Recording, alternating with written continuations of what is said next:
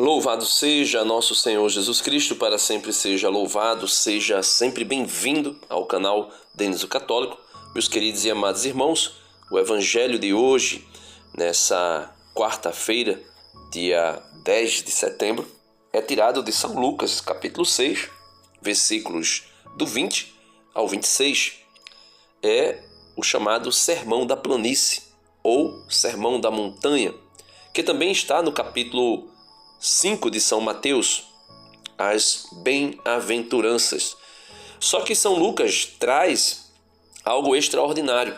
Além dele trazer as bem-aventuranças, que é um roteiro de santificação, de santidade para aqueles que querem seguir Jesus, ele também traz as maldições, que nosso Senhor também estabelece para alguns tipos de pessoas.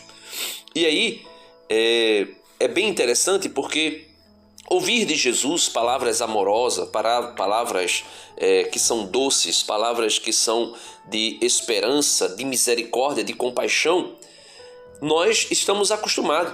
Mas ouvir da boca de Jesus palavras de maldição, palavras de juízo, não é tão costumeiro. Mas Jesus já falou algumas palavras duras, Como, por exemplo, tirai tudo daqui, porque vocês fizeram da casa do meu pai um covil de ladrões, Ou, quem sabe, raça de víboras,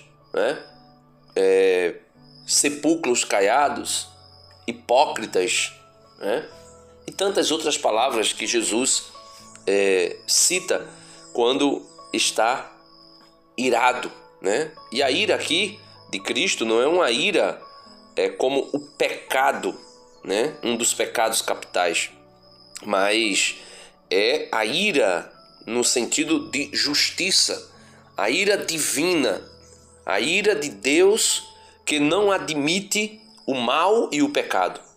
Deus que se ira contra o mal, contra a injustiça, contra o pecado. Então vamos lá. É dito o seguinte, versículo 20, Lucas capítulo 6, verso 20. Então, ele, Jesus, ergueu os olhos para os seus discípulos e disse: Bem-aventurados vós que sois pobres, porque vosso é o reino de Deus. Então, o reino de Deus é dos pobres, é daqueles que, mesmo que sejam ricos, vamos dizer assim, se coloque no mundo, viva no mundo como sendo pobre, como sendo alguém completamente desapegado. Diferentemente daquele jovem rico que não decidiu vender tudo para seguir Jesus, ou pelo menos aquele jovem ou aquele homem que descobriu um tesouro no campo, vendeu tudo para comprar aquele campo e adquirir aquele tesouro. Ou aquele homem que comprava e colecionava pérolas preciosas e quando viu uma pérola de grande valor, vendeu tudo que tinha para poder adquirir e comprar aquela pérola. E aqui Jesus fala em parábolas para dizer para mim e para você que mesmo que nós sejamos ricos, e aqui não é somente uma questão de riqueza financeira, dinheiro, capital, mas mesmo que nós sejamos ricos de saúde, de uma família extraordinária, é dito que nós precisamos desapegarmos de tudo para entrarmos no reino dos céus. E aí ele diz: bem-aventurados vós que sois pobres, ou seja, desapegados, porque vosso é o reino de Deus. Bem-aventurados vós que agora tendes fome, porque sereis saciados. Fome de justiça, fome de dignidade para si, para as pessoas, fome mesmo, fome de passar fome por causa da injustiça do mundo. E por isso Jesus deixou bem claro: pobres sempre tereis entre vós, porque a injustiça só vai cessar quando Cristo retornar verdadeiramente e implantar a verdadeira justiça e definitiva justiça no reino eterno.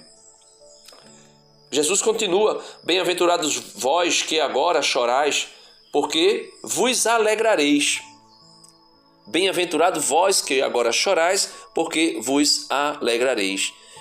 O Senhor diz para nós no livro do Apocalipse que chegará um tempo em que o Senhor, o próprio Senhor, o mesmo Senhor, Jesus Cristo, enxugará todas as nossas lágrimas. E lá, na eternidade, não haverá mais nem choro, nem pranto, nem dor, nem agonia, nem luto, nem tristeza, porque Deus será tudo em todos e Ele é a nossa verdadeira alegria, né? E a alegria do Senhor é nossa força, como diz o profeta, né? Versículo 22: Bem-aventurados sereis quando os homens vos odiarem, vos expulsarem, vos ultrajarem, e quando repelirem o vosso nome como infame por causa do Filho do Homem. Alegrai-vos naquele dia e exultai, porque grande é o vosso galardão no céu. Era assim que os pais deles tratavam os profetas. Veja, aqui me faz lembrar, meus irmãos, essa bem-aventurança me faz lembrar alguns protestantes. Veja, alguns protestantes que nos dias atuais estão aparecendo para, de alguma forma, denegrir a imagem da Igreja Católica por canonizar, né, o Beato, e agora São Carlo Acutis. E muitos protestantes estão aparecendo para dizer que a Igreja Católica canonizou um jovem, e essa canonização nada tem a ver com a vida real do jovem, porque a igreja está perdendo adeptos, está perdendo fiéis, os jovens estão fugindo da Igreja Católica, um êxodo imenso. Os jovens não estão conseguindo achar algo na Igreja Católica que seja atraente, e aí a Igreja Católica, né, uma megera, né, a prostituta do Apocalipse, segundo eles, né, agora, para seduzir o jovem, criou a ideia de um jovem beato, que foi canonizado, que agora é santo, santo que joga videogame, santo de calça jeans, santo de moletom, santo que viveu na internet, um santo moderno para poder prender os jovens, cativar os jovens, que a Igreja Católica não tem nada que atraia os jovens. Quando na verdade, meus irmãos, a Igreja Católica hoje ela está surpresa. Veja, é uma questão interna da igreja. A igreja está surpresa e inclusive tem tomado algumas ações pastorais para orientar os jovens que estão voltando à tradição católica, e muitos estão voltando para assistir às missas, que são missas tridentinas. A missa que é celebrada em latim, a missa que o padre celebra de oriente, né? Ou seja, de frente para o altar, e é conhecida popularmente como o padre celebrando de costa para o povo, com toda a estrutura casula romana, com toda aquela estrutura litúrgica da missa tridentina, uma missa extremamente tradicionalista, não é? No sentido assim de que é a missa antes da reforma litúrgica do Concílio Vaticano II. E aí os jovens estão apaixonados pela tradição da igreja. E os protestantes estão dizendo que a igreja está criando um santo moderno para poder sustentar os jovens na igreja. Quando, na verdade, o fenômeno atual e interno na igreja é dos jovens procurando a tradição. Porque os jovens já perceberam que o que o mundo tem apresentado, essas ideologias, a ideologia de gênero, a ideologia feminista, a ideologia comunista e tantas ideologias, né? A igreja, os jovens têm percebido que é um fracasso. Ativa, né? É sensível aos sentidos, mas é um fracasso. Leva o jovem à tristeza, leva o jovem à depressão, ao medo, leva o jovem à angústia. Mas bem-aventurado é aquele que está na igreja, ou a própria igreja de maneira geral, que será, bem-aventurada a igreja será quando os homens odiarem a igreja, expulsarem, vos ultrajarem, e quando repelirem o vosso nome como infame por causa do Filho do Homem. E aí Jesus diz para a igreja: alegrai-vos naquele dia e exultai, porque grande é o vosso galardão no céu. Era assim que os pais deles, lá na Reforma, vilipendiaram a igreja, defamaram a igreja, chamaram todo tipo de barbaridade, de palavra de blasfêmia, disseram contra a igreja. Lutero dizia que o papado era o anticristo, que o papa era a besta do Apocalipse, que a igreja era a meretriz do Apocalipse, e tantas defamações que foram feitas. Era assim que os pais da Reforma Protestante, falavam da igreja, perseguia os católicos, perseguiam os profetas, E agora querem fazer o mesmo. Mas Jesus diz: alegrai-vos naquele dia e exultai, porque grande é o vosso galardão. E aí Jesus agora traz para esse povo as chamadas maldições, ou o ai. Ai de ti, Corazim, ai de ti, Betsaida. Jesus fala, ai de vós, fariseus hipócritas, ai de vós, mestres da lei, escribas, ai de vós, saduceus, ai de vós, hipócritas, ai de vós, sepulcros caiados, ai de vós. E aqui em São Lucas capítulo 6, versículo 24, Jesus diz, são 4 ais. Jesus diz: ai de vós, mas ai de vós, ricos, porque tendes a vossa consolação. A própria riqueza deles é a consolação. Ai de vós, que estáis fartos, porque vireis a ter fome.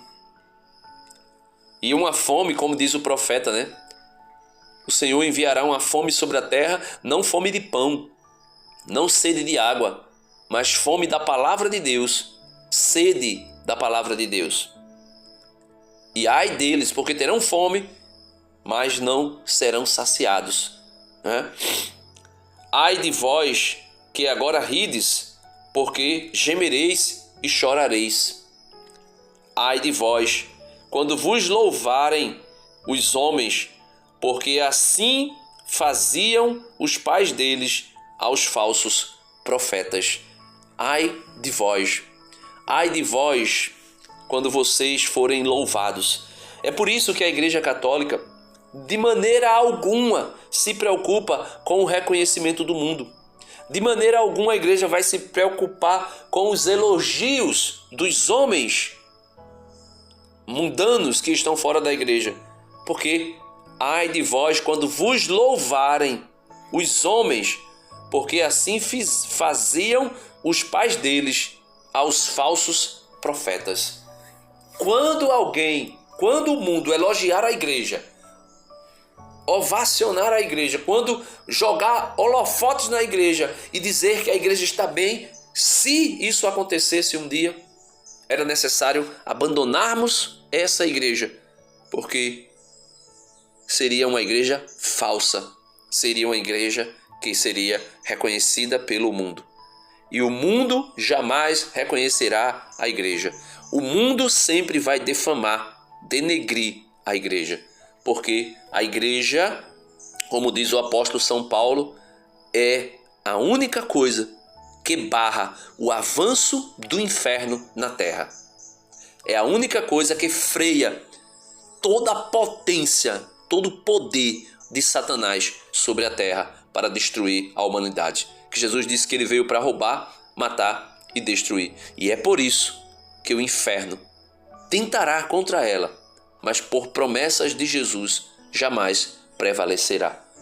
Porque Jesus disse: eis que eu estou convosco todos os dias até a consumação dos séculos. Amém. Não se esquece, dá uma curtida no vídeo, se inscreve no canal se você não é inscrito, é gratuito, é de graça, você não precisa fazer nada, pagar nada, apenas clicar em inscrever-se e deixa aí o teu comentário, o que você achou da reflexão de hoje. Deus abençoe. Amém.